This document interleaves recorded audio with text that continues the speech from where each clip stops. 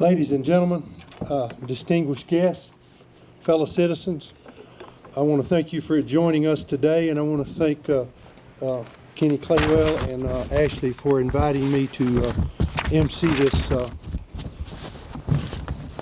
these proceedings. And if I can get my papers to quit blowing in the wind, I will start here. We gather here today to commemorate a truly historic event. It was on October the 13th, 1973, that this very location became an integral part of our nation's rich history. We came together to celebrate the completion of the Cordell Hull Dam and Lake, a momentous occasion that has left an indelible mark on our nation. Cordell Hull Lake and Dam bear the name of one of America's most outstanding statesmen, Cordell Hull. Interestingly, the original plans initially drawn up for the dam, it was known as the Carthage Dam. Cordell Hull served as the Secretary of State for under President Franklin D. Roosevelt from 1933 to 1944, and during his tenure, he played a pivotal role in negotiating the Good Neighbor policy toward Latin America and was a driving force behind the creation of the United Nations. For his relentless efforts in promoting world peace and harmony, Cordell Hull was honored with the Nobel Peace Prize in 1945, a testament to his dedication to the betterment of humanity. Today, I want to also draw your attention to this podium that I'm standing behind, from which I speak. This podium has its own rich history, having borne witness to several significant events. On May 18, 1963, President John F. Kennedy stood here behind this podium for the groundbreaking of the construction of Cordell Hull Dam and J. Percy Priest Dam projects. August the 20th, 1966, saw President Hubert H. Humphrey addressing the crowd from this podium at the dedication of the Barkley Lock and Dam. June 29th, 1968, marked another important moment when President Lyndon B. Johnson used this very podium for the dedication of J. Percy Priest Dam and Reservoir. Then on October the 13th, 1973, Governor Winfield Dunn, alongside Tricia Nixon and area congressmen, stood before this podium to mark the dedication of the Cordell Hull Dam. On July the 8th, 1974, governors, congressmen, senators, and area leaders from 4 states stood by this podium for the groundbreaking of the Tennessee Tom Bigby Waterway. August the 2nd, 1975, this podium was used for the dedication of the J. Edgar Evans State Park on Center Hill Lake, presided over by Congressman Joel Evans, Governor Ray Blanton, and other dignitaries. Fast forward to June 29th, 2018, when we celebrated the 50th dedication anniversary of J. Percy Priest Lake using this same podium. Today, this podium continues to stand as a symbol of our shared history and commitment to progress. It is housed at the J. Percy Priest Lake Visitor Center, standing as a testament to the enduring legacy of the Cordell Hull Dam and the individuals who've graced it over the years. Ladies and gentlemen, as we gather here today, let us reflect upon the significance of this historical event, the contributions of Cordell Hull, and the many leaders who have left their mark on our history using this same podium. Together we honor our past, we celebrate our present, and we look forward to a brighter future. And as Paul Harvey used to say at the end of his broadcasts, now you know the rest of the story. If you are able to stand, we would like to ask you to do so, and we're going to ask Mayor Randy Head if he would to do the invocation. Thank you, Bill. If you would bow with me. Our Father who art in heaven, God, we do thank you, Lord, for this day. Thank you for the many blessings. Lord, we thank you for the past 50 years that this dam's been a staple, Father, for our communities. Lord, we appreciate the people that put this together today, Father. Just bless them for their efforts, Father. Lord, we know that all things are possible because you give us the ability to do. So, Lord, we thank you for your wisdom, your knowledge, and the ability to do the things such as Cordell Hull Dam. Lord, as we spend the next few minutes talking about, Father, what a great event this is, I just pray that you would anoint with your Holy Spirit, and may all things go to your honor and glory, for you're worthy of it. In Jesus' name, amen. Amen. Now I'd like to introduce the Mid-Cumberland Operations Project Manager, Mr. Terrell Stowe. Thank you, sir.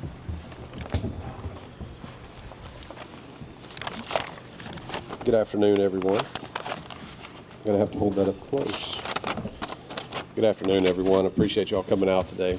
Glad to see you here on such a beautiful, beautiful day to celebrate this 50th anniversary.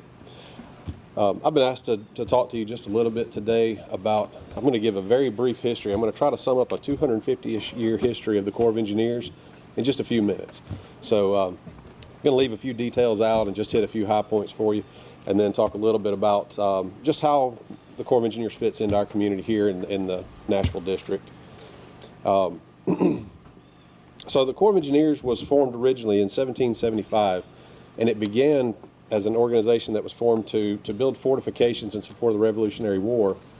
And it continues a military mission today, but one of the questions I get asked the most in my position is, why is the U.S. Army tied up in running campgrounds, day use areas, beaches, navigation locks, things like that? So I looked up some of the history. I wanted to kind of understand that myself a little bit better to try to communicate that to y'all today.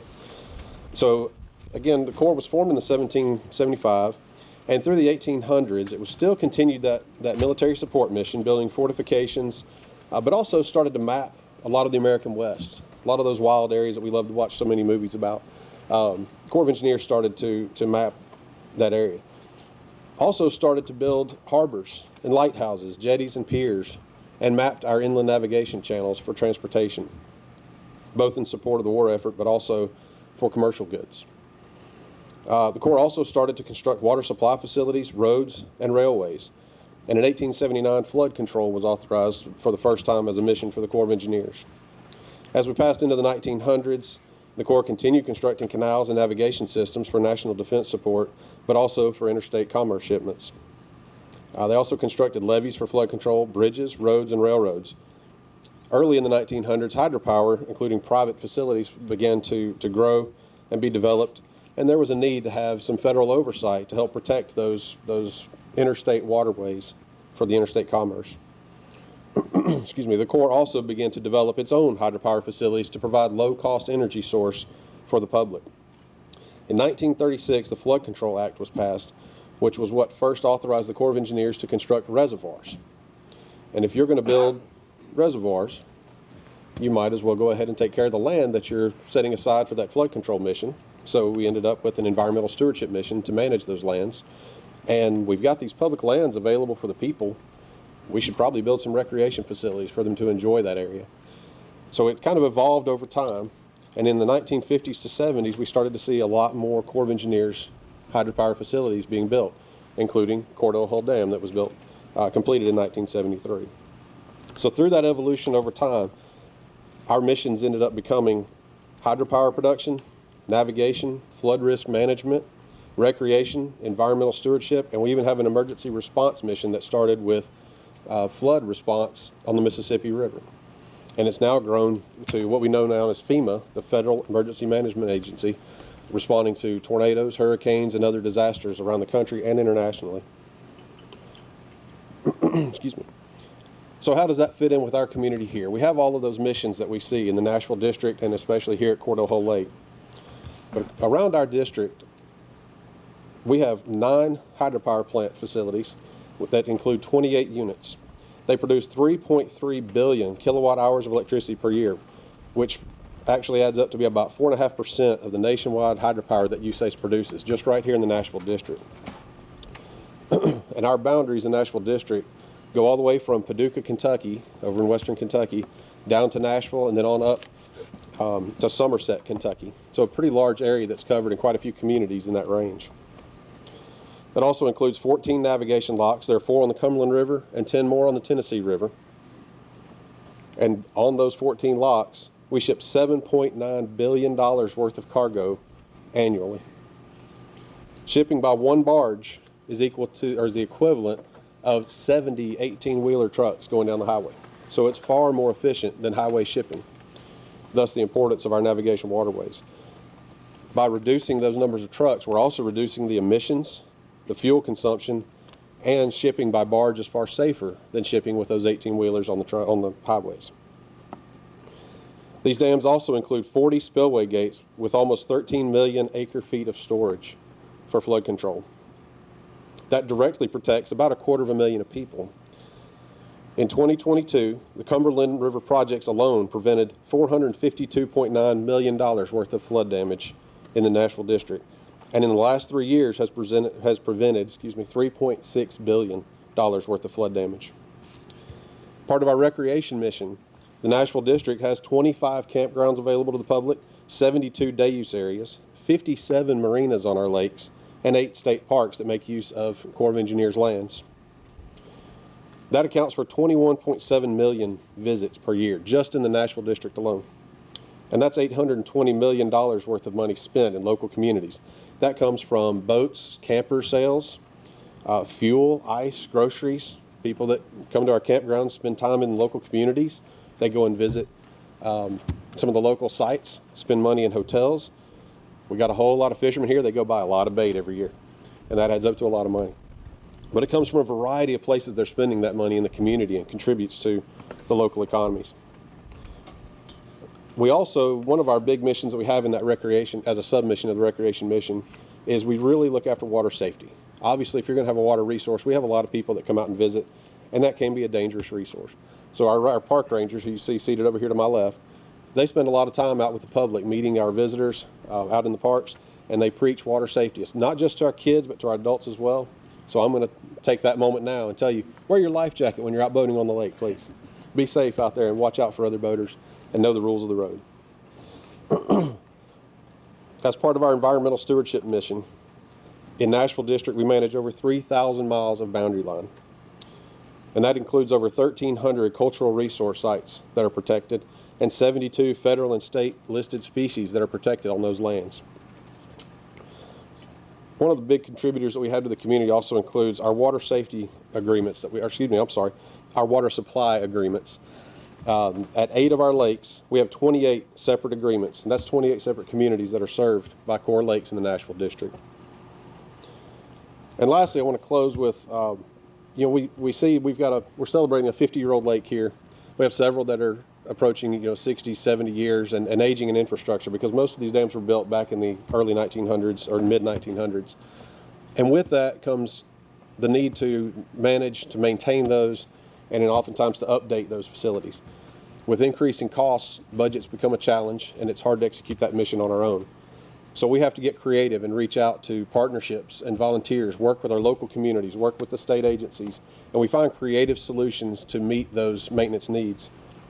And in 2022, the Nashville District had 12 memorandums of understanding with partnerships around the area, and we included 17 contributions programs that allows organizations to just donate money to the Corps for certain purposes. We also had, with partnerships, $118,000 investment with the Corps of Engineers that equated to about $500,000 worth of partnership investments, with a total of about $615,000 that came to us just in partnership contributions in 2022. And the last thing that I'm going to close with is that we love to see our community get involved. We do so much of our mission is tied to giving to our community and providing for our communities, but we love to see our communities get involved and give back. And in the Nashville District in 2022, we had nearly 1,000 volunteers that contributed 48,653 hours of community service, and that totals about $1.5 million in value that we got out of volunteer services. So if you're ever looking for a way to give back to your community, want to get involved, we have a lot of opportunities, from anything from trail maintenance to reception work in the offices to going out, maybe even going out and helping with the patrol and some of that water safety, working with kids and providing interpretive programs. So if you're looking for an opportunity to give back, we'd love to have you reach out to your local office and come see us. And with that, I'll close and hand it back to you. Thank you. Thank you, Mr. Stewart. The powerhouse stands as a central component of the dam's infrastructure. Hydropower, among the earliest energy sources, constitutes a significant 29% of the United States renewable energy portfolio. Allow me to present to you the powerhouse superintendent, Mr. Wesley Butler. And I like the way you're dressed. Oh. Great minds think alike is what I've always Yeah, there you go. So, Congressman Rose, mayors, Mr. Stows, I want to welcome you all to our 50th anniversary celebration and dedication ceremony. And on behalf of the men and women of the Cordell Hull Power Plant, I'd like to welcome you here today. It's an honor to serve you as the superintendent of Cordell Hull Power Plant in the United States Army Corps of Engineers. On July 24th of 1946, Carthage Dam Project was authorized by the Rivers and Harbors Act of 1946 and the Flood Control Act of 1938.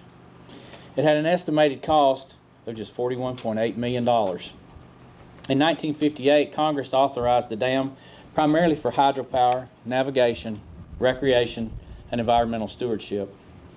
On August 28, 1958, Public Law 85-843 approved the renaming of the project from Carthage Dam to Cordell Hull Dam.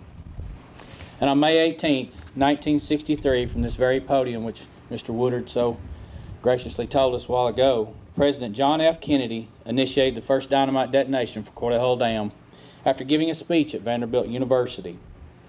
In his speech, President Kennedy described Cordell Hull as follows: the father of reciprocal trade, grandfather of the United Nations, Secretary of State who presided over the transformation of this nation from a life of isolation and almost indifference to a state of responsible world leadership. Since Cordell Hull Dam began to generate power, it has continued to do so for not only the citizens of Carthage, but to West Cookeville and all the way to Gallatin, Tennessee. It continues to provide that same reliability because of the dedicated men and women who work hard each day to ensure the power is there when it's called upon.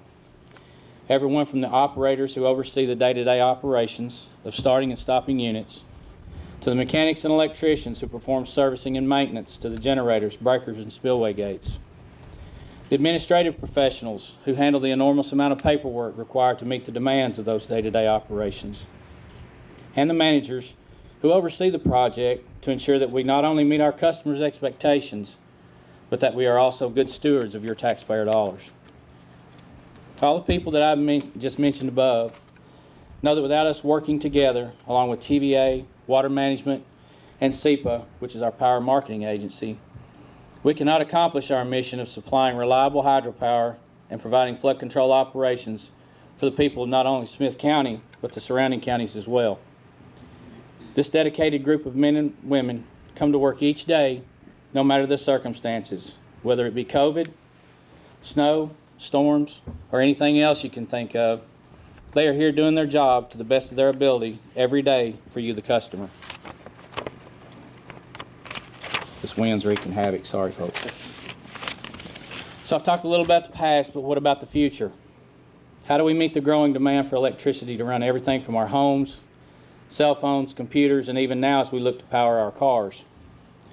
We meet those demands, as we always have, by using the power and innovation of Americans who know how to put these problems before them and find solutions to the most complex of problems.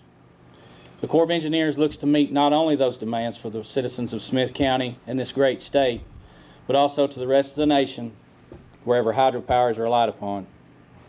This innovation will ensure that we can power not only our homes for the future, but also ways to increase our power output of our existing facilities to meet even higher future demands. The Corps stands ready and able to move forward in these endeavors. Just this past month, Cordell Hull Power Plant has begun its own rehab study for the upgrading of the 3 existing units here. It will take an in-depth and hard look at our units from top to bottom to determine the best path forward for the extensive rehabilitation project that is to come. These challenges will be met head-on with a dedicated and capable staff who will execute this mission for you, the customer. Because of the dedication of the plant staff, the existing units here have far exceeded their life expectancy. All generators, turbines, transformers, and breakers are the original installed equipment. That is a testament to plant staff to keep the original equipment running now for over 50 years. Once this equipment has been rehabbed, I can assure you that these same dedicated men and women will work just as hard to keep it running and well maintained for another 50 years. Ronald Reagan once said, "The future doesn't belong to the faint-hearted, it belongs to the brave." So I say, let us be brave in our innovations, brave in our ambitions, but bold enough to see through every hard task that we dare to take on. And the Bible in 2 Timothy 1:7 tells us, "For God hath not given us the spirit of fear, but the power of love, but of power and of love and of a sound mind." So let us execute all of these challenges that lie ahead with those words. So on behalf of myself and the Cordell Hull Power Plant staff, thank you for allowing us to serve you, the citizens of not only Smith County, but the surrounding counties as well, and we look forward to serving you in the future. Thank you.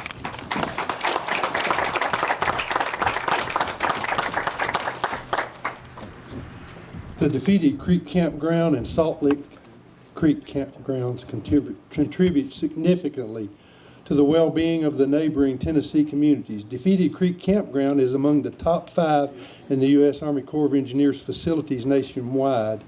Now we're going to shine a spotlight on the recreational opportunities with the Natural Resource Manager, Mr. Kenny Claywell. Thank you, Billy.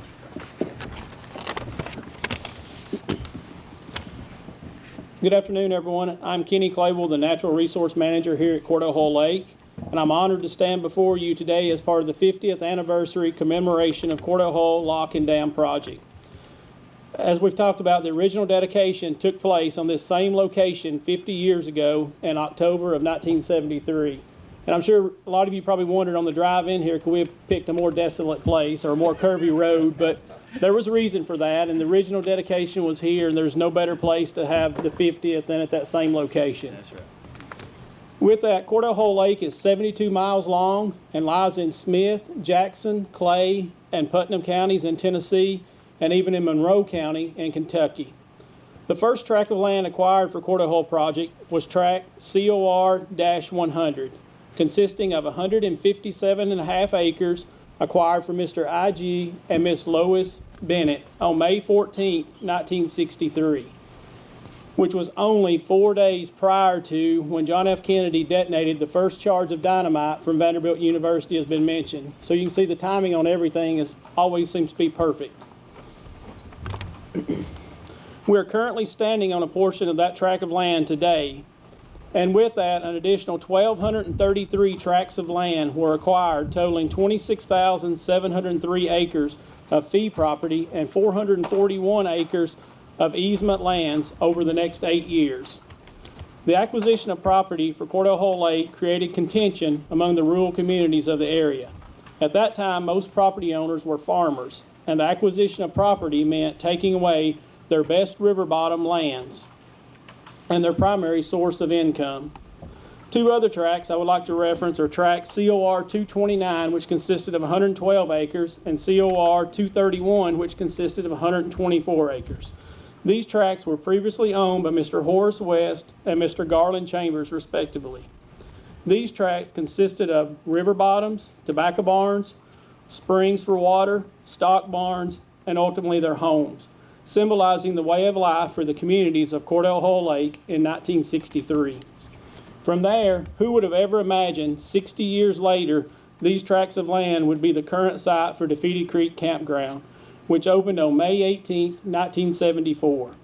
Currently, Defeated Creek Campground is ranked number 1 in the Nashville District and, as previously mentioned by Mr. Stokes, number 5 nationally among all U.S. Army Corps of Engineers campgrounds, with a 76% occupancy rate. So from the time we open in March till we close in mid-November, 76% of those sites are always occupied. And with that, Defeated Creek has a gross user revenue of $733,000 in FY23. Salt Lick Campground also ranks in the top 15% nationally with a 51% occupancy rate.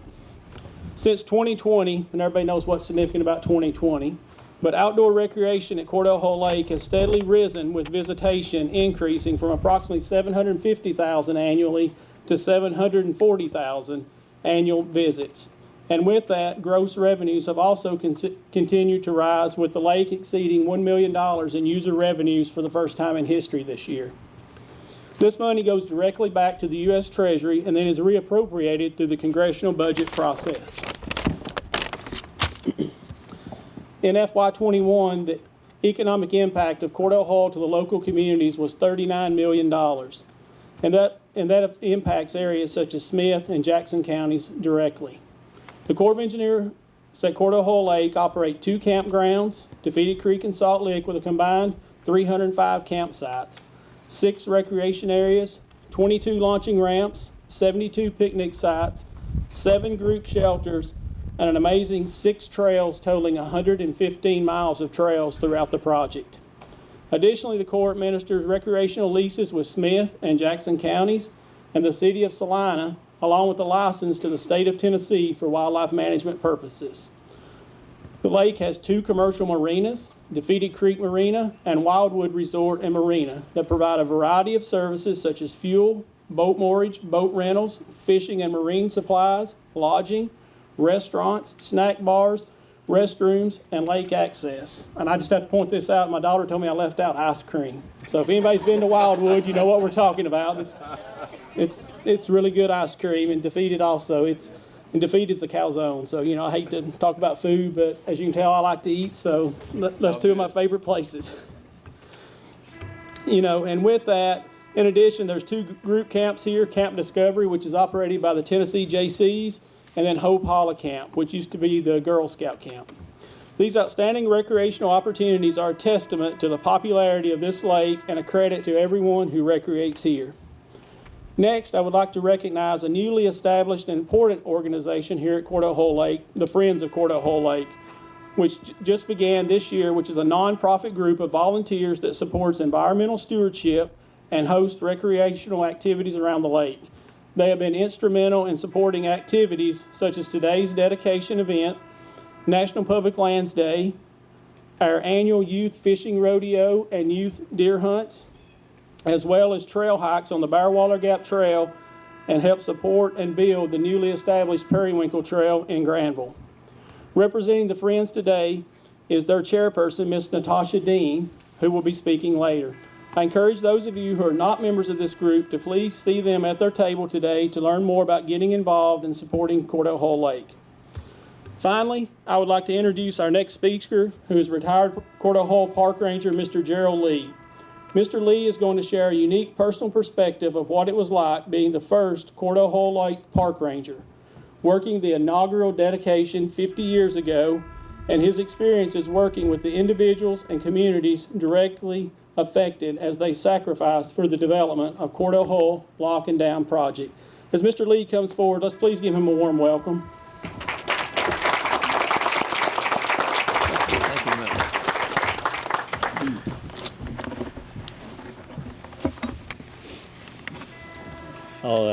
Good afternoon. I'm retired Ranger R. Gerald Lee, and I'm grateful to Mr. Kenny Claywell here for, I better use this. You can't hear me, can you? All right. Well, let me start all over here. Good afternoon. I'm retired Ranger R. Gerald Lee, and I'm grateful to Mr. Kenny Claywell for inviting me here today. I'm also very grateful for all of you here today to hear about the.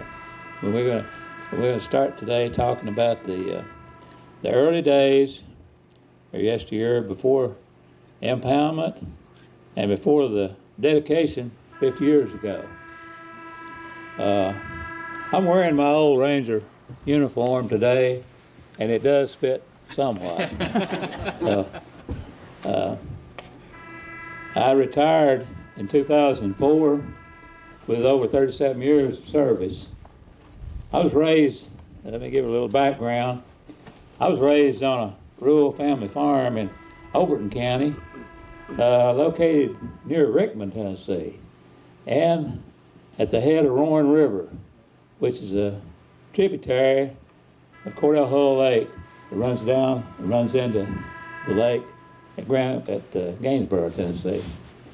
Okay, in August of 1966, after graduating from Tennessee Tech, I worked 3 counties, Smith, Clay, and Jackson counties, working for Federal Chemical Company. I was selling fertilizer to the farmers up and down the river here, and I had 8 more counties I worked in. Okay, that was where I saw the first clearing and layout for road relocation and preparation for the lake. I thought it was awfully high. I'd heard about the lake, but it looked like, we relocated many roads around the lake, and it seemed like if they was going to put the roads up that far, it was going to be an awfully big lake. But in August of 1966, let's see, wait a minute, I started on the same one, pardon me. Okay, on the 9th of February 1969, I began work as a reservoir ranger on Percy Priest Lake. 4 days later, they asked me if I had ever planted any trees. I mentioned to them that I had not planted a lot of trees, but that I had planted a lot of tobacco. And they finally, the assistant manager down looked at me and he said, "I believe you'll do." And what he was getting to, they had 83,000 pine trees that is to be set. And if you go down I-40 going west and you look over to your left at J. Percy Priest Lake, the dam there, you can see the first thing I done when I went to work for the Corps. Some of those pine trees, a lot of them are still there. But then in August of 1971, I transferred to Cordell Hull Lake and was the first ranger here before impoundment. And the first thing I did was stand up here at the old overlook.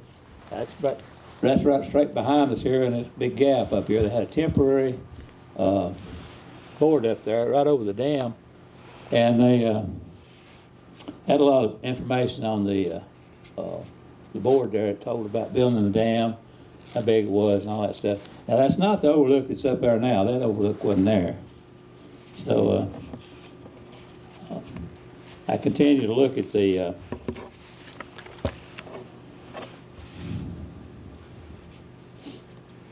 view, and soon after I moved my family to the highest hill I could find, which was above Ashhopper Holler here, actually what y'all call Two-Prong now, I believe, up here.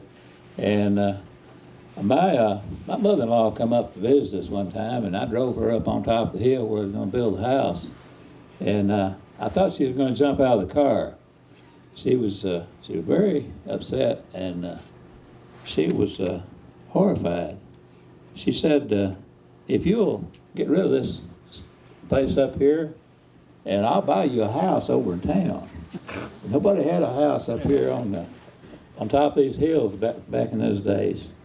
So she was telling me, she told me, she said, "The wind will blow you and your house off over here in the lake." Well, that's not really true, because the wind doesn't blow hardly as high on top of the hill as it does down on the side. The wind tones around these hills, and the wind down on the side of the hill blows faster, picks up more velocity than it does up on the very top. So we'll revisit that in a bit here. And well, we'd already dug the basement, and after 48 years, we're still here. We live on the next big hill between the Overlook and Defeated Creek, and we've been there for some time. Okay, again, standing in that same old overlook up there, things look a lot different than they do now. The new lock here was here, but the dam wasn't. The dam just had the coffer cells around it, and they were they were really laying down the foundation of the dam. I noticed some of the pictures here. And that was one difference. And the Corps was still buying land and negotiating with local farmers and owners. And I can remember the old lock building, the old lock structure, much like this lock, but it's lock 8, goes around the bend here, and it's just above the mouth of Defeated Creek. That old lock building's still in there. They just covered it up with water. And another thing I remember was the ferry boats. The ferries that set you across the river. Had one at Granville and had one at Fort Blunt. The one at Granville, they quit using it, but the clearing contractor used it some.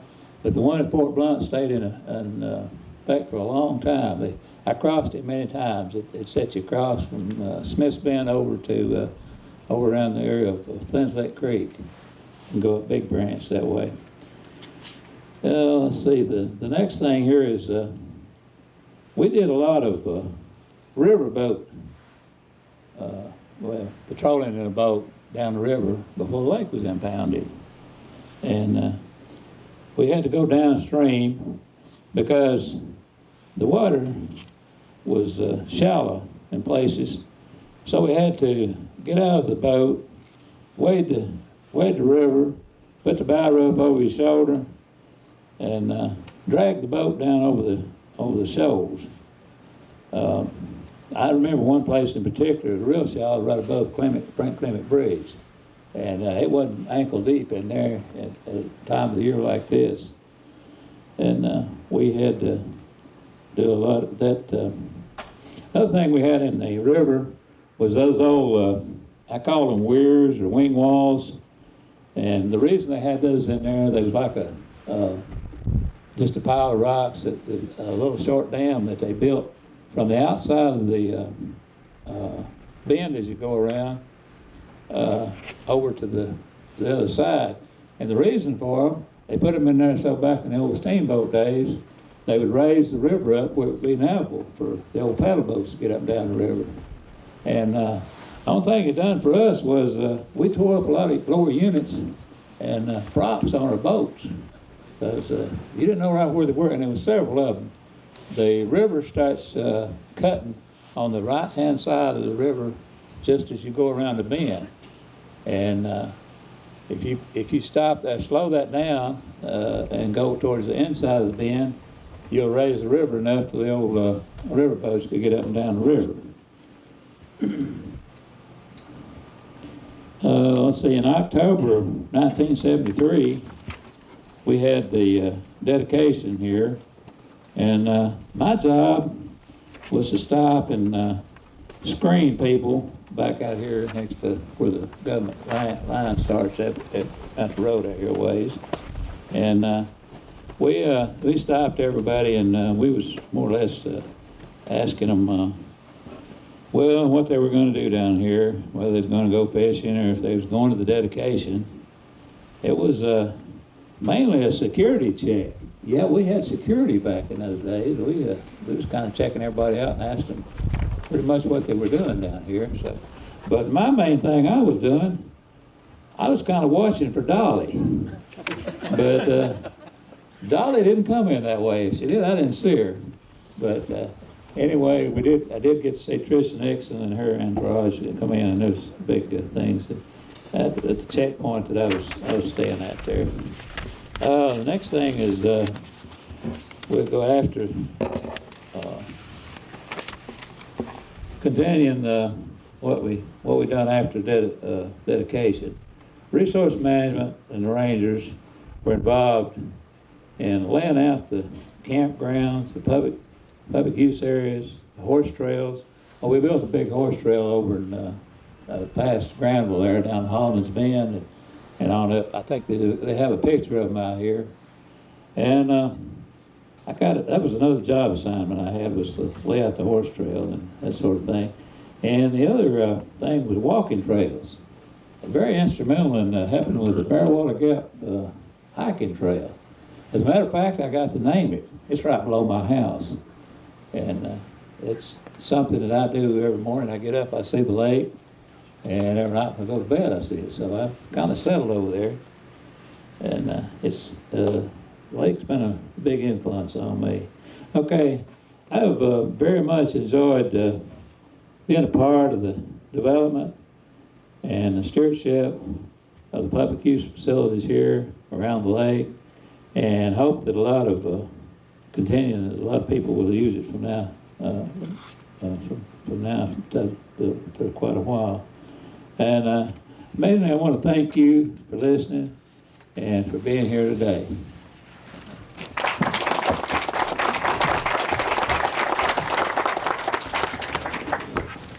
Thank you, Mr. Chair.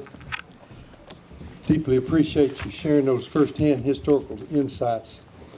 Now I have the honor of introducing a fellow that comes from a great community, Lancaster, Mr. John Rose.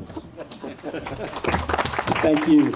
Thank you, Mr. Woodard, and it's a privilege to be with you, and a great honor and privilege to represent the good people of the 6th District of Tennessee. So thank you for allowing me to be part of this celebration of this great monument that we stand just below. It's a privilege to be on the program with Manager Stoves and Superintendent Butler, Manager Claywell, and Ranger Lee, who informed me a little while ago that he knew my dad, and also looking forward to hearing from our mayors, Mayor Hetty and Mayor Mason, here in just a few moments. But as we stand here today and think about the 50 years that this project has been in existence serving the people of our country, it's an auspicious moment. Now, I will say, I'm at the ripe old age of 58, and so it is a little sobering to be here celebrating the 50th anniversary of one of these types of things. Normally when I'm doing this, it's something that's far older and I'm able to look at it through the eyes of a youngster, but knowing that I was here when this was being constructed is a little bit, and as I look around, not all of you, but many of you share that, that experience of seeing this project come into being. You know, I've thought a lot about the Cordell Hole project and its impact on our region in recent days. I look back at some of the pictures and obviously enjoyed the photos that are on display here today, both before it was built, while it was being built, and once the Cordell Hole Dam was completed.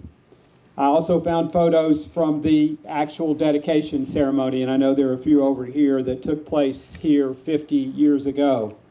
And just as folks who gathered here at this spot did in 1973, we too likely will take a lot of pictures today. And that's important. We should remember events like this because they show our common bonds, our common history. We're all impacted by the Cordell Hole Lake in some way, as well as the lock and the dam. Many of us benefit from the hydropower, the recreation opportunities, and definitely the flood control that this project affords to those of us who live in this area.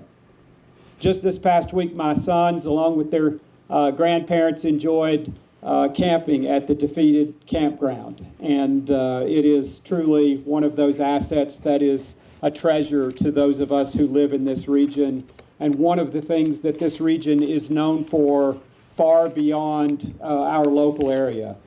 When it comes to critical infrastructure like this, there should be very little cause for politics and disagreements. Today, we're all just Tennesseans, celebrating the achievements of the engineers and the contractors, and yes, even the public policy makers of the time who made this project possible.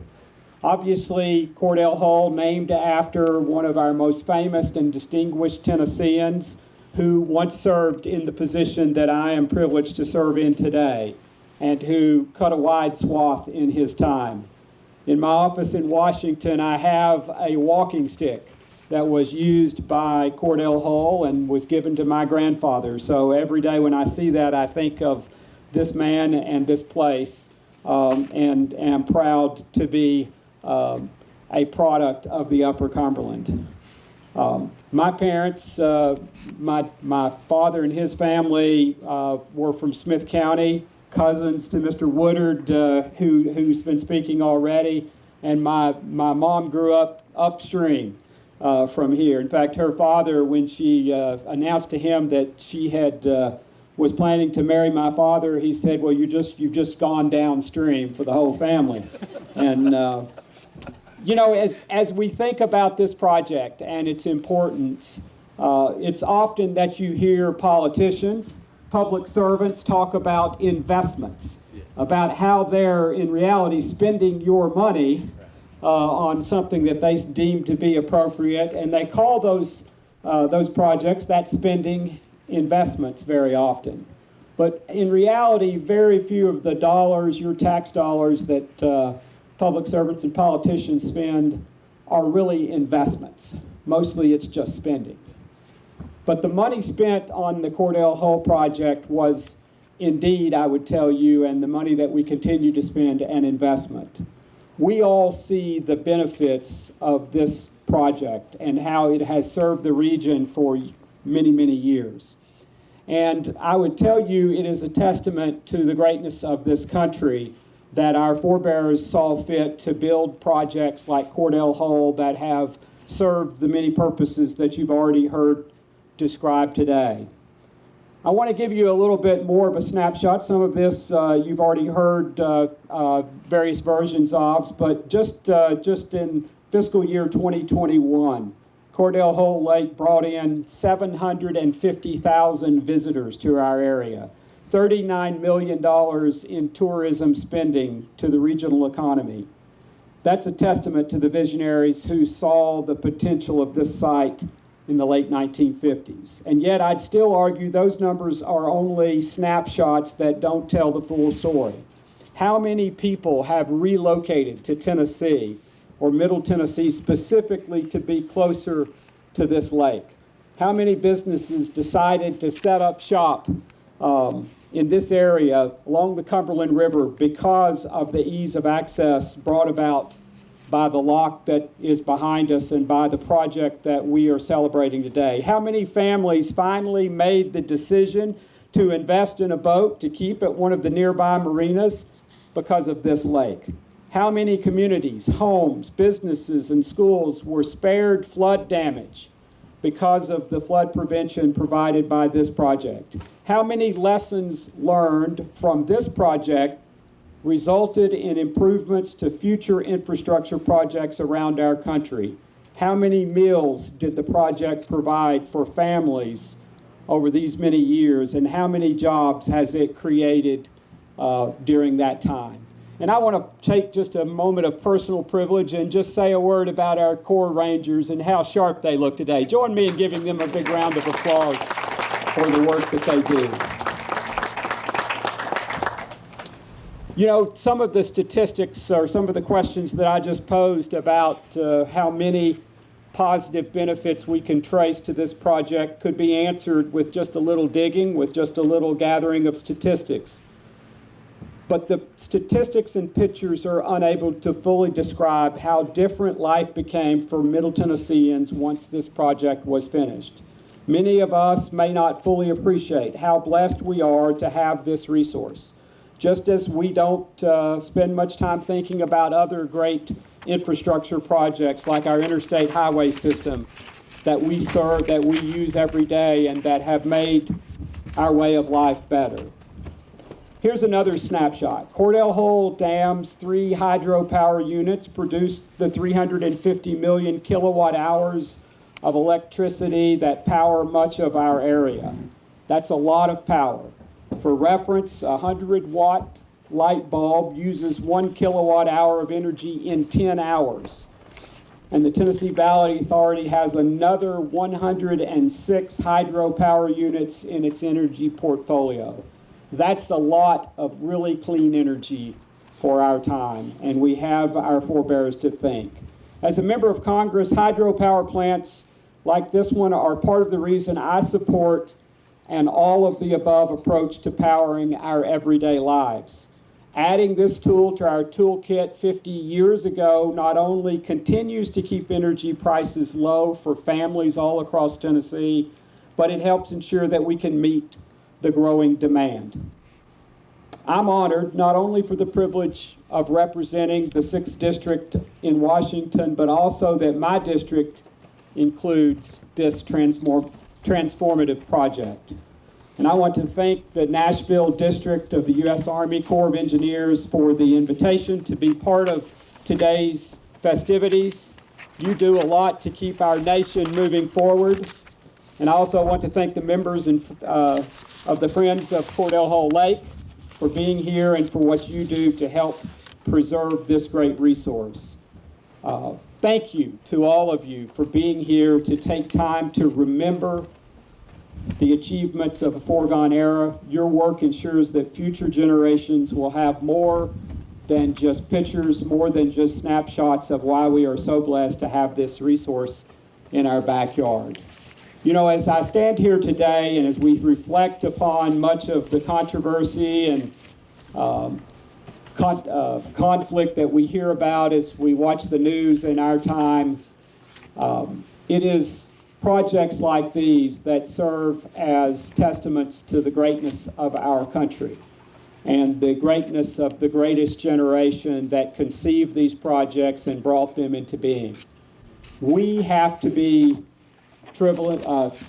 vigilant and true to the example that they set for us and continue to work to make sure that the United States of America remains the greatest hope for humankind in the history of the world. Thank you for having me here today.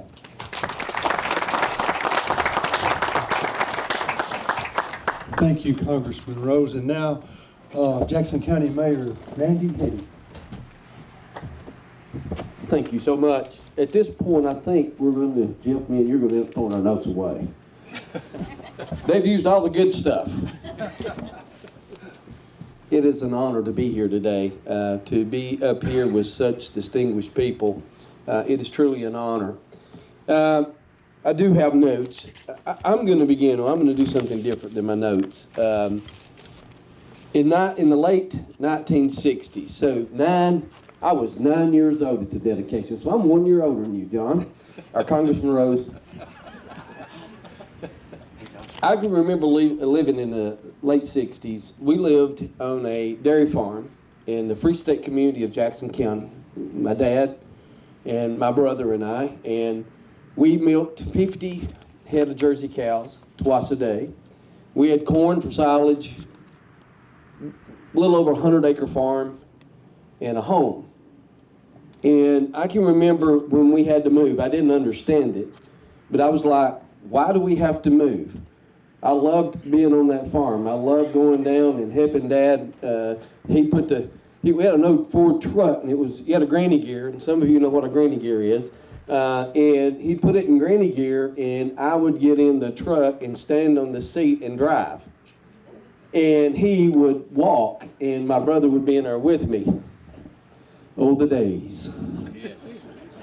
And we would take those cows and herd them into the milk barn, and then I'd get to help go around, and it was electronic milkers, and help push the milkers up and to do that. So I didn't understand why we had to move, but the Corps had bought our land.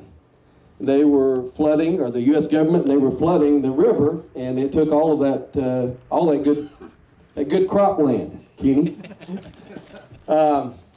For a long time, you know, the dam, Cordell Hull Dam, and the thoughts about losing all that property, it wasn't always a good sentiment back in Jackson County. There was a lot of, we have fought that for years, that this is not a good thing. But I'm going to say this, progress is never easy. It is always a challenge.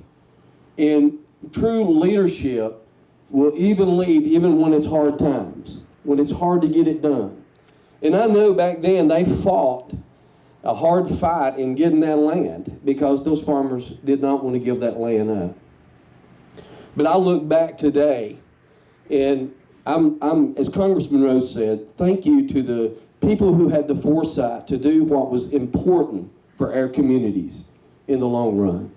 Even though the little 9-year-old boy did not understand, or the 7-year-old boy, I think I was 7 when we moved, and heartbroken, didn't understand it was what was for best. Today we have water security. This dam really protects us from the floods. Later on, when me and Daddy one day was out fishing at the Rayho, and if you're from Jackson County, you might know what the Rayho is. It's where the IT race sunk, and before 1920. And he was telling me, I was asking him, I said, Dad, what was this river like before the Cordell Hole Dam? And he said, well, here's the biggest difference I can tell you, it's wider. Number 2, when it comes hard rains, this river doesn't rush and destroy things like it did back then. It is a controlled flooding. It's really important. The water security that this has given us has been tremendous. They have all spoken about the electricity generation. Very invaluable in this day and time when we're looking for clean sources of energy, right? This is one of the best that there is. Recreation. I can't remember fishing on the river before the dam, but I can. I grew up on the Cumberland River. And by the way, every county owns the Cumberland River. Jackson County owns this river, in case Smith County didn't know. We got the dam. You do have the dam. But he's one of my best friends, by the way, so I can give him a hard time. The recreation, the fishing that we've had, we fished every day. I don't know how many of you were fishermen's kids, but if Daddy had a day off, we were on the river, and that was Sundays, Saturdays, you named it. I fished when it snowed, rained, sleet. I don't remember fishing in hail, but everything else I did. It was amazing what this river, what this lake has given us. Wildlife habitat. Over the years, the dam has created a vibrant ecosystem, making it a sanctuary for wildlife enthusiasts. I mean, people come here to enjoy what we take for granted every day. Flood control, I mentioned, and then tourism, my favorite word in Jackson County. We have limitations, but one that we can excel at is tourism. And with this dam, it's really created the opportunity for us. For so many years, we did not see the potential, but now we have grasped behold that potential, and it has begun to make a huge difference in what we're doing. With the historical significance and the scenic beauty that we have here, I appreciate Mr. Lee bringing up Fort Blunt Ferry. I remember Fort Blunt Ferry. I also remember Granville Ferry, barely, but I do remember Fort Blunt Ferry. These things are really important to who we are. The partnerships that we have with the Corps of Engineers and the partnerships we're continuing to build upon. The Corps has been a good partner for Jackson County, and I'm so thankful for that. Wildwood, they're a partner in that. We have Wildwood Resort and Marina. John and Natasha are here, but that is a huge tourist attraction for us, bringing in over almost $200,000 a year of revenue into the local community. In Salt Lick Creek, everybody, I was in Nashville, actually I was in Knoxville a couple of weeks ago, and I was at an event and a conference, and there was someone who lives in Nashville was saying, remember a couple of weeks ago I told you I thought I was going to Defeated Creek, and I said, yeah, Defeated gets all of them. Well, I'm actually going to Salt Lick. And I said, great.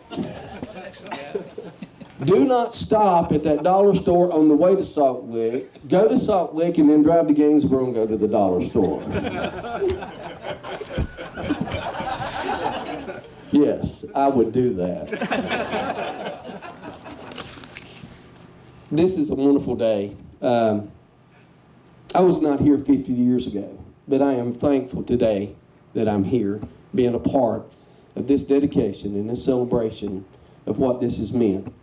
And to everyone that's here, and also to all these dignitaries up here, to the Army Corps of Engineers, thank you for what you've invested in our communities, and we appreciate you from the bottom of our hearts. And as leaders, And we just pray that you ask that you continue to invest in Cordell Hull Dam and moving into the future. Thank you so much.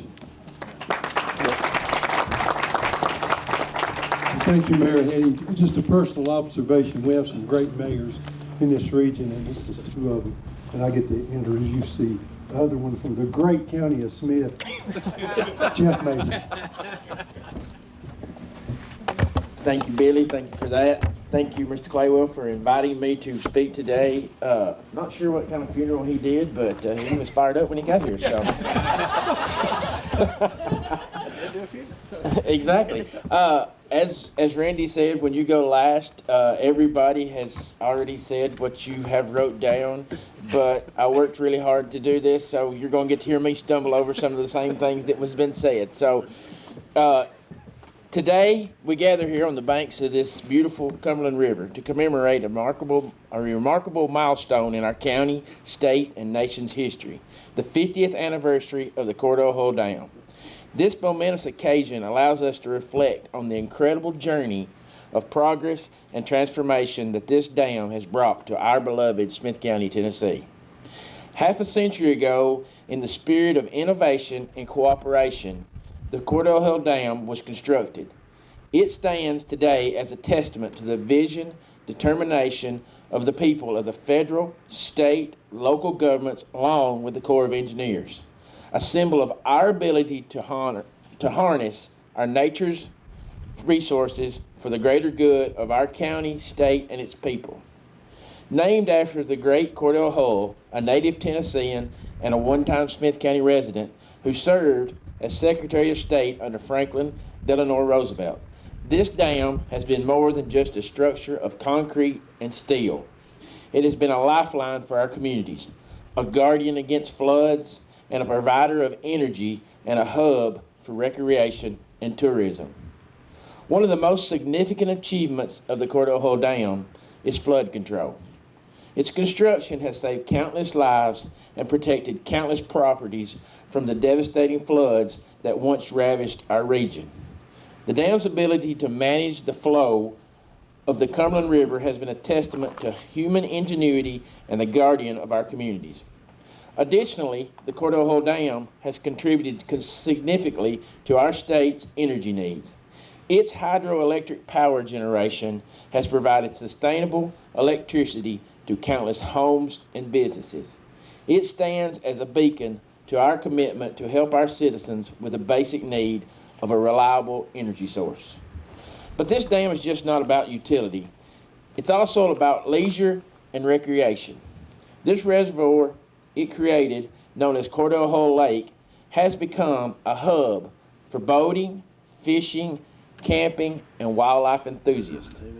It has brought people closer to nature, fostering an appreciation for the beauty of Smith County and the importance of preserving it for generations to come. As we celebrate the 50th anniversary today, I look back at my memories of the dam from construction to present day. My father, Jackie Mason, worked on constructing this dam in the early 1970s. I can still see that yellow bib drain suit and hard hat he wore while helping pour the concrete that is the Cordell Hull Dam. As I move forward in my younger years, I recall a lot of cold and rainy days right there, fishing for sauger. Many days I would come and he would create a plastic tent in the boat that I sit under and just so I didn't get wet, because let's be honest, jigging for sauger can get pretty monotonous for an 8-year-old. Yes. As I got older, I did more fish than that, and we fished here, we fished for crappie in the lake, and I still get a lump in my throat and tears in my eyes when I come here, because this place reminds me of my daddy. I also long for the days when our federal government built projects like this that made a difference in our Americans' lives. Today, not you, because you do right. Today it sometimes appears that our government would rather fight over random things than build things that make differences in our citizens' lives. Amen.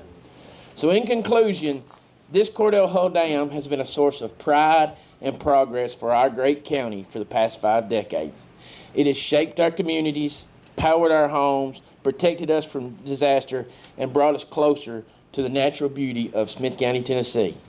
As we stand here today, let us remember the dedication and vision of those who built this dam, and let us commit ourselves to preserving and protecting this precious resource for generations to come. So I say happy anniversary to Cordell Hull Dam. Thank you for the immense contributions you've made to the many people of Smith County and Tennessee and our nation. May this continue to stand strong and serve our county for many more years to come. So I will close by saying, may God bless this dam, God bless this county, God bless these people, our nation, and God bless you. Good. So I just want to thank everybody for being here. This is what a beautiful day, and thank you, the Army Corps of Engineers, for everything that you've done to put this together. The structure and function of this dam, this is such a remarkable feat of engineering, and it's dedicated to the idea that economic development can coexist with the preservation of our environment. And this idea alone is worthy of national pride and celebration. But to do so in the presence of this remarkable structure makes the celebration today even more real. While the origins of this idea lie in the past, the maintenance of this structure rests squarely in our present time. I'd like to take a moment to thank those from the Corps of Engineers present and to those behind the scenes for all that you do to maintain this remarkable structure and keep it running in support of these lofty goals.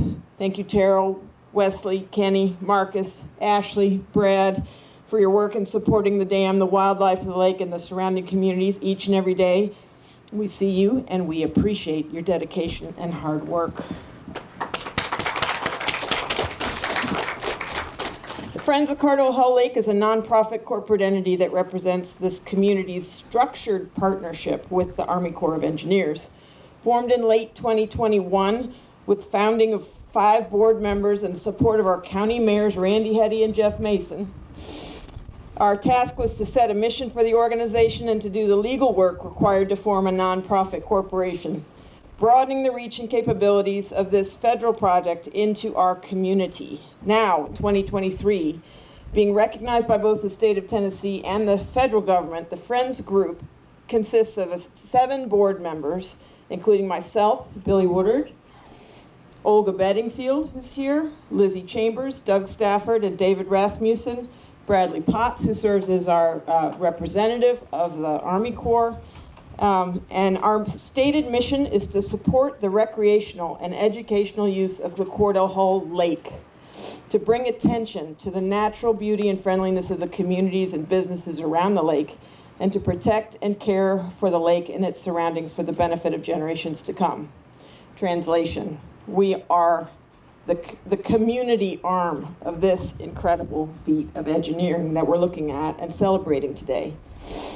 And as the federal role is limited beyond the lake itself and its immediate environs, we are the voice, the arms, ears, legs, eyes, and ears of the lake community, and represents how we are stewards of this beautiful resource.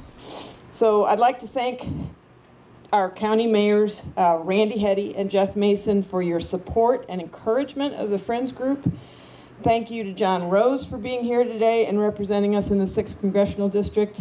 For those of you, there's a wonderful story about how important our congressmen are to the community that goes back to my friend Stan Webster from the community of Granville, who remembers when his family was displaced from the town of Enigma.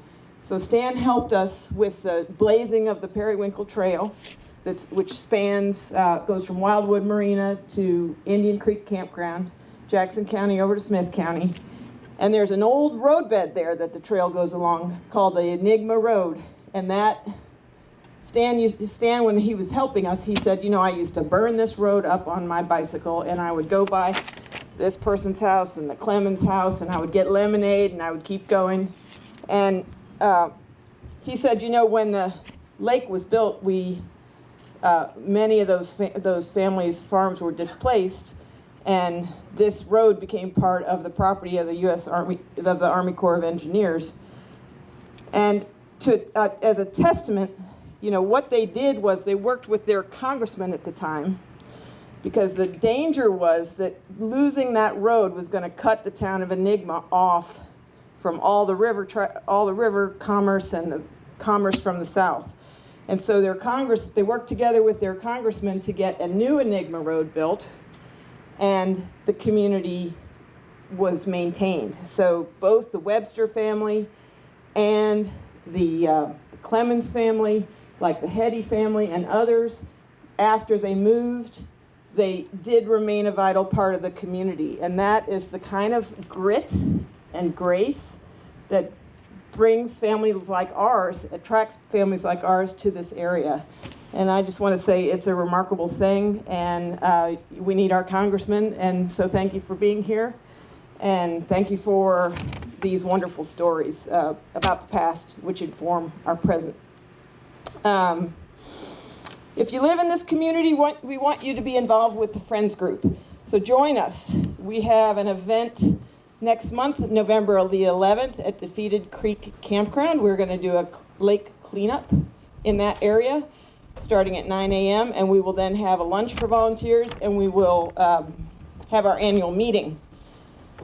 You may also join us. We do a lot of different events. We're building trails, we're doing the fishing tournaments for kids, and some of you may also be attending the Dinner on the Dam tonight, which is going to be a great event. This is our community. We're blessed with great partnership with the Corps of Engineers and our government representatives. Your involvement is what makes this thing really run from the community standpoint.